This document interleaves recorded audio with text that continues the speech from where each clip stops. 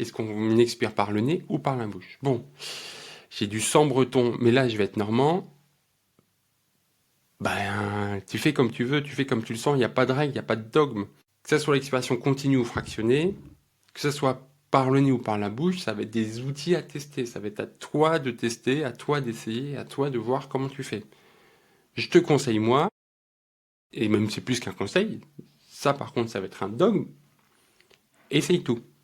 Comme ça, tu vas pouvoir choisir ce qui te convient, tu vas pouvoir voir les différences, voir les différences de ressenti, et pouvoir ajuster en fonction de ce que tu voudras faire. Bien. Mais je vais pas m'arrêter là, je vais te donner quelques pistes quand même. L'expiration continue, son avantage, c'est qu'elle te rassure. Ton esprit, il sait qu'il souffle tout le long, donc ça te rassure, et tu as l'impression que ça augmente tes chances d'expirer tout ton air. Tu as un côté plus fluide. C'est continu, t'as pas de saccadé, t'as pas à penser à quand est-ce que je souffle, quand est-ce que j'arrête, donc c'est un petit peu plus fluide. L'expiration saccadée. Moi j'aime bien parce que ça crée un rythme. Et surtout, indirectement, tu vas voir que quand tu vas scinder ton expiration, sans forcément le contrôler, tu vas calquer l'accélération de ton trajet aquatique à cette expiration scindée.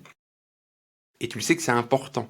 C'est extrêmement important d'avoir une accélération de ton trajet aquatique. Et ben moi j'ai l'impression, de ce que je ressens, de ce que j'ai nagé, de ce que je vois avec les nageurs que j'accompagne, que quand tu fais une expiration saccadée, scindée, et ben le trajet de bras, il va être plus facilement accéléré.